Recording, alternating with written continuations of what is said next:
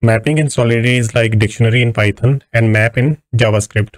So how to declare mapping? So you can use the keyword mapping and declare the type of your key. So let's say uint, and what kind of value you want to store inside it. Let's say for now string,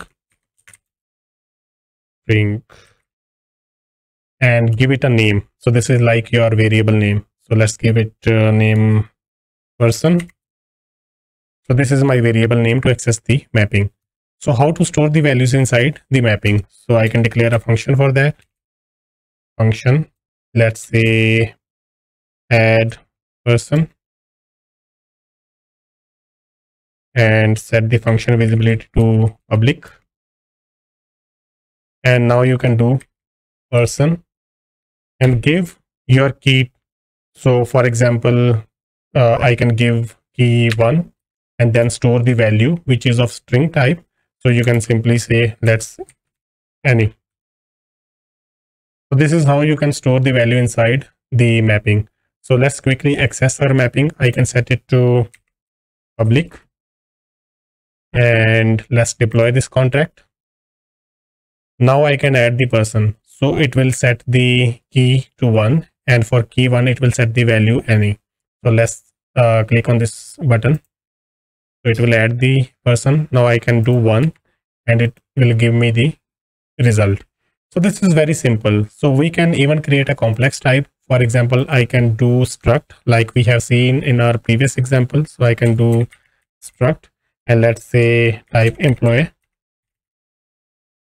And inside this struct, I can do, let's say string employee name and employee age. Let's say age. I can set the mapping to this type employee instead of string. So I can do this and change it to employees. And here as well. So you can say employees. And now to store the values inside this. So since we are storing a type of employee, so we need to do employee and then the name of the person, which is Anni, and then the age of the person, let's say 29. And this is how I can add the values inside it.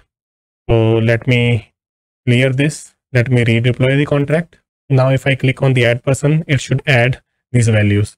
And I can access them by giving the key under which key I have stored these values. So I have stored under 1. So I can click on this and now it is giving me these values.